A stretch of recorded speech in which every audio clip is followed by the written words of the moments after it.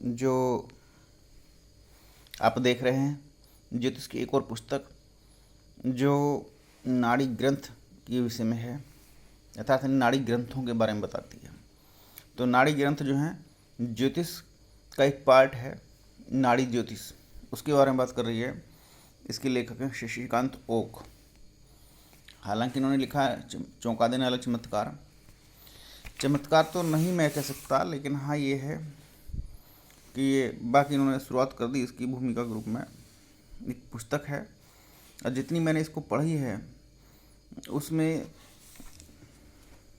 Shashikant okay ने नाड़ी ग्रंथों से संबंधित अनुभवों को अपने और लोगों के उनको बताया है। अब इसमें इन्होंने नाड़ी ज्योतिष, नाड़ी है क्या, नाड़ी भविष्य क्या है, उसके बारे में बतलाया है। नाड़ी भविष्य एक्चुअल में क्या है कि आप जैसे अंगूठा देख रहे हैं ना मेरा, इसमें आपको कुछ रेखाएं नज़र आएंगी और कुछ रेखाएं जो अब दिखाई दी हैं, ये जैसी रेखाएं हैं। तो ये रेखाएं, इनको अगर किसी प्रमाण पर लिया जाए, जैसे ऐसे हमने छाप दिया और उसको संभाल के रख दिया जाए कई हज़ार साल के लिए, और उसके बराबर में उसको कुछ लिख दिया जाए किस आदमी बारे में सब कुछ है, तो मैं समझता हूँ ये हस्तरेखा का पार्ट भी हो सकता है, सामुद्रिक शास्त्र भी हो सकता है। ये नाड़ी ग्रंथ, उनसे संबंधित जो ग्रंथ हैं, अब उन ग्रंथों के बारे में बात करते हैं। ये अब किताब चल रही, शुरू हुई है। नाड़ी ग्रंथ संहिताएं भारतीय साहित्य और संस्कृति के अनमोल धरोहर हैं। बहुत प्राचीन मामला है, बहुत प्राचीन बातें हैं। और अप्रकाशित इरिटे, काक, भूषणी, शुक्र, मार्कंडेय, शुक्र, वशिष्ठ, महर्षि आदि, इन सब का नाड़ी ग्रंथों को बनाने में क्या योगदान रहा है उसके बारे में बात करती किताब, न कि डायरेक्ट नाड़ी। और इसमें सबसे बड़ी चीज़ है नाड़ी ज्योतिष के जो सेंटर हैं, नाड़ी ज्योतिष के जो सेंटर हैं जहाँ से नाड़ी ग्रंथ के माध्यम से किसी व्यक्ति के विषय में बताते हैं, तो ये वो दिया गया है। उसके उसके सेंटर के बारे में भी बतलाया गया है। इसमें अभी अनुक्रमण का दी है। नास्त्रे दमस से भी मेरी समझ में ये नहीं आया, इन्होंने नास्त्रे दमस से, शशिकांत ओक जी ने नास्त्रे दमस की भविष्यवाणियों से अपनी इस किताब की भविष्यवाणी की तुलना क्यों की, या नाड़ी ग्रंथों की तुलना क्यों की। नाड़ी ग्रंथ बहुत प्राचीन हैं, बिल्कुल अलग हैं। नास्त्रे दमस बहुत हाल फिलहाल का है, उसको वेस्टर्न मीडिया ने बहुत बढ़ चढ़ कर बतलाया है। वेस्टर्न मीडिया वैसे भी नहीं चाहता कि भारत पूरे वर्ल्ड में चमके, क्योंकि भारत को तो थर्ड वर्ल्ड कंट्रीज़ में गिनते हैं। नास्त्रे दमस को उन्होंने सबसे पहले रख दिया, जबकि मेरे विचार से रखना नहीं चाहिए। नाड़ी ग्रंथ का प्रथम अनुभव इनको कैसे हुआ, इन्होंने अगस्त्य नाड़ी के माध्यम से बतलाया। प्रत्यक्ष चक्षु का चमत्कार और नाड़ी ग्रंथ की रचना।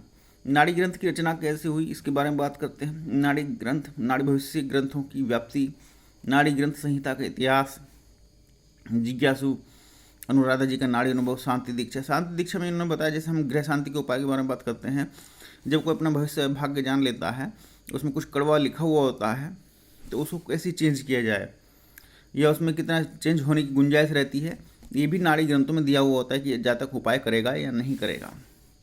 नाड़ी ग्रंथ के भविष्य के प्रथम कांड का नमूना इन्होंने दिया है। नाड़ी ग्रंथ भविष्य के शांति परिहार। नंबर 13 कांड का नमूना। मुझे कांड समझ में आता है, हालांकि कांड एक अध्याय को बोलते हैं, जैसे लंका कांड हो गया, सुंदर कांड हो गया। यानी आजकल तो कांड शब्द को जो है गलत वर्ड में यूज किया जाए, तो उसने कांड कर दिया। नाड़ी ग्रंथ भविष्य की दीक्षा परिहार। नंबर कांडम का नमूना। अब ये जो चीज़ें दी हैं, शांति दीक्षा करने से क्या लाभ होगा, अब इन्होंने ये सब चीज़ें इसमें दी हैं। अब इन्होंने नाड़ी ग्रंथ की बात करी है, नाड़ी ग्रंथ भविष्य। तो नाड़ी ग्रंथ में इन्होंने ऊपर सबसे पहले दिया था अगस्त्य नाड़ी के बारे में, फिर यहाँ बात करते हुए आ गए सूर्य संहिता। अब सूर्य संहिता एक नाड़ी ग्रंथ है, ये बता। भृगु संहिता भी एक नाड़ी ग्रंथ है। चमत्कार, इरिटे नाड़ी की पुण्ययात्रा, संत ज्ञानेश्वर का नाड़ी भविष्य। अब इन्होंने ये सब जो दिया है, संहिताकार महर्षि भृगु जी का जन्मोत्सव। अब इन्होंने कुछ लोगों के बारे में बतलाया हुआ है कि ये भविष्य पुट्टपर्ती के सत्य साईं बाबा के नाड़ी भविष्य, कि नाड़ी भविष्य में वो सब लिखा हुआ है। बहुत सारी चीज़ें, हालांकि विंग कमांडर रहे हैं शशिकांत ओक जी, ऑफिसर रहे हैं एयरफोर्स में, तो लॉजिकल बातों को चेक करते होंगे उन्होंने, लॉजिकली बहुत सारी चीज़ें। लेकिन ज्योतिष जो है इलॉजिकल भी चलता है, जहाँ लॉजिक काम नहीं करते वो फिर अगस्त्य नाड़ी से मिला नोम। अब कहने का मतलब ये कि जो नाड़ी ग्रंथ है ना, जो भविष्य बारे में बताने वाले हैं, जैसे इन्होंने यहाँ बताया कि सूर्य संहिता, भृगु संहिता, कहाँ गया सूर्य संहिता, भृगु संहिता, इस तरह से इन्होंने किताब में बताया कि 9 खंड हैं संहिताओं के, और उनमें वो पूरे इंडिया में बिखर गए हैं आक्रांताओं की वजह से, और वो अलग अलग जगह पे अलग अलग हाथ में कुछ पड़े हुए हैं, कोई कुछ कहीं है, कोई कुछ कहीं है। अब उन सेंटर्स पे जाकर के आप अपना बारे में छानबीन करा सकते हो, निकाल सकते हो। अभी सब दिया हुआ है, जन्म राशि स्थान खंडम, नाड़ी ग्रंथ प्रकाशन निवेदन, लेकिन ये इतना ज़्यादा पॉपुलर नहीं हुआ। पॉपुलर है उन लोगों के लिए आश्चर्यजनक है, कह रहे मेरे बारे में पहले से लिखा रखा है। ऐसा मैंने भृगु संहिता में देखा, मेरे बारे में मेरे हाथ लग गई थी एक बार भृगु संहिता, वो लगभग 200 साल पुरानी थी। उसमें प्रत्येक व्यक्ति के बारे में भृगु संहिता की खास बात ये थी कि जितने लोग अब तक हो चुके हैं, जितने होंगे, और जो मर चुके हैं, उन सब के बारे में, भृगु संहिता के बारे में 4-4 लाइन के बारे में लिखा हुआ था। तो भृगु संहिता में ऐसी कैलकुलेशन की गई, क्योंकि पजल गेम है कि 12 राशियाँ हैं, 9 ग्रह हैं और 27 नक्षत्र हैं। उन्होंने ऐसा मैथमेटिक बता रखा है कि पृथ्वी पर जो भी आएगा या आने के बाद मर जाएगा, ये जो प्रेजेंट रहेगा, उन सबको एक गणित बना करके उन्होंने कि उनके सबके साथ ऐसे जीवन गुजरेगा। उस जीवन का गुजरना ही उन्होंने भृगु संहिता में लिखा हुआ है। तो मेरे बारे में 4-6 लाइन मेरे हाथ लगी थी भृगु संहिता की, बिल्कुल सटीक थी, बिल्कुल सत्य थी। तो लेकिन मैं जब तक ये नहीं जानता था कि भृगु संहिता ये नाड़ी ग्रंथों में से एक है। अब नाड़ी ग्रंथों को ढूंढना और उसके माध्यम से ज्योतिष को फलित करना, ये मैं समझता हूँ पारंपरिक हो सकता है, क्योंकि जिन लोगों के पास ये इस तरह की पुस्तकें होती हैं, वो ना तो प्रकाशित कराते हैं, ना मार्केट में उतारते हैं, ना ही जल्दी से दूसरों को देना चाहते हैं। गोपनीयता का बहुत बड़ा रोल है, हालांकि मेरे विचार से गोपनीयता नहीं होनी चाहिए, क्योंकि जितना ज़्यादा ज्ञान फैलेगा उतना ज़्यादा लोगों को कल्याण होगा और सत्यता सामने आएगी, भ्रामकता दूर होगी, कन्फ्यूजन दूर होगा।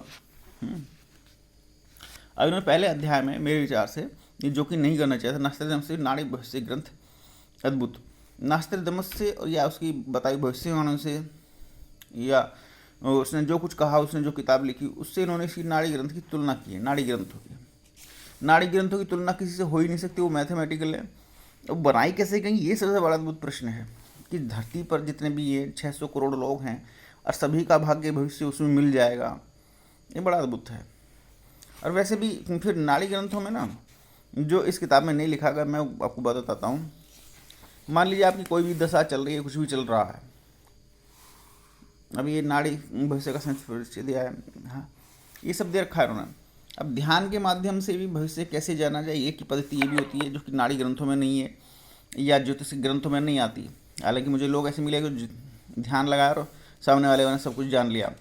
उस पद्धति का मैंने अभी तक किसी विषय में उल्लेख नहीं किया है। तो मैं आपसे कह रहा था, क्या कहता भाई, स्लीपी होगी बात, कि नाड़ी ग्रंथ जो हैं अपने आप में डीप जरूर हैं, मैथमेटिकल हैं, एनालिटिकल हैं, और ये पहले से प्रमाणित, लेकिन इनको बनाया कैसे गया, बना करके सेफ कैसे किया गया, वो अद्भुत है। ताड़ के पत्तों पर रखा गया, नकली होने के भय नहीं, ये सब चीज़ दी हुई हैं इस किताब में। अभी जब अगर आपके पास ये किताब होगी या कहीं से ढूंढ लोगे, कहीं से मिल जाएगी आपके पास, ये लगभग जो है जिन्होंने लिखी है, ये उसके बारे में उन्होंने दिया है, शशिकांत ओक जी का एड्रेस, और ये कब की छपी हुई है, डायमंड पॉकेट बुक्स की है। तो जल्दी से मिलती भी नहीं किताबें, पुरानी किताब होगी, 2006 का संस्करण है, लगभग 19 साल तो मेरे पास है, उससे पहले की छपी हुई होगी। क्या है, न्यू ग्रंथ नाड़ी ग्रंथ भविष्य, शशिकांत ओक जी की। आप लोगों को अगर मिल जाए तो पढ़ना, लेकिन मुझे ये लगा ये शशिकांत ओक जी की जीवन परिचय बतलाने वाली, उनका जीवन कैसे गुजरा, उन्होंने नाड़ी के क्षेत्र में कैसे कैसे परिश्रम किया, मेहनत की, वो सब दिया हुआ है। बाद में इन्होंने कुछ सेंटर्स के नाम दिए हुए हैं, पढ़ने लायक है, ठीक है, लेकिन मैं किसी की जीवनी में ज़्यादा इंटरेस्ट नहीं ले पाता। मेरा इंटरेस्ट ज्योतिष में ज़्यादा रहता है। उत्तर भारत के नाड़ी भविष्य केंद्रों का परिचय इन्होंने दिया है, कौशिक नाड़ी केंद्र, अगस्त्य नाड़ी केंद्र, अगस्त्य नाड़ी केंद्र, अगस्त्य जी एक ऋषि हुए हैं जिन्होंने जो है पूरे समुद्र को पी लिया था, पूरा समुद्र सूख गया था। नाड़ी ग्रंथ प्रेमियों के अनुभव दिए हैं उन्होंने इस तरह से। ठीक है, पढ़ने लायक है, जिसको इंटरेस्ट रहता है कि किस किस के साथ कैसे कैसे हुआ और उसके साथ जीवन में कैसे गुजरा, और तो उसको देखनी चाहिए किताब। और ज्योतिष प्रेमियों को तो अपने पास जोड़ते ही रहना चाहिए, इकट्ठे करते रहना चाहिए समस्त प्रकार के ग्रंथ। अगर आपको ये पुस्तक अच्छी लगी हो या आप मिल जाए कहीं से, पढ़ करके इसके कमेंट बताना। और ये भी एक ज्ञान है भविष्य बतलाने का नाड़ी के माध्यम से, तो ज़्यादा से ज़्यादा शेयर करें इसको। अगर पसंद आए तो सब्सक्राइब भी कर देना। आप लोगों के लिए धन्यवाद।